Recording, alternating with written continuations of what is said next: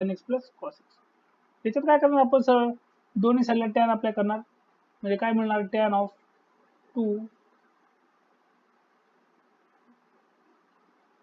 tan inverse of cos of x is equals to tan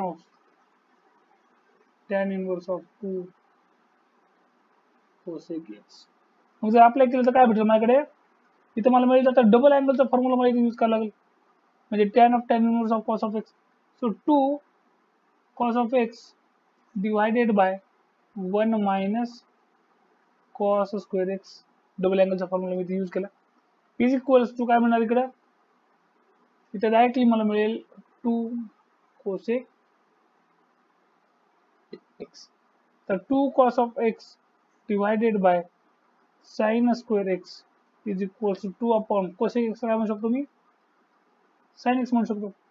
आता मी काय करतो simple term दिसतात मला की 2 आणि 2 दोन्ही साईडला आहे sin x न्यूमरेटरला सॉरी डिनोमिनेटरला दोन्ही साईडला आहे मग एक sin x कॅन्सल होईल म्हणजे हा भेटेल मला cos of x is equals to sin of x. आता ज्या अर्थी एका अँगलचा कोसाइन आणि साइन दोन्ही अँगल सेम आहेत त्या अर्थी π/2 minus x is equals to x म्हणजे थोडक्यात काय तर मला साइन ऑफ π/2 मायनस एक्स म्हटले आणि हे माझ्याकडे सिंपल साइन ऑफ एक्स आहे म्हणजे अँगल पण सेम असते. So π/2 minus x is equals to असेल एक्स.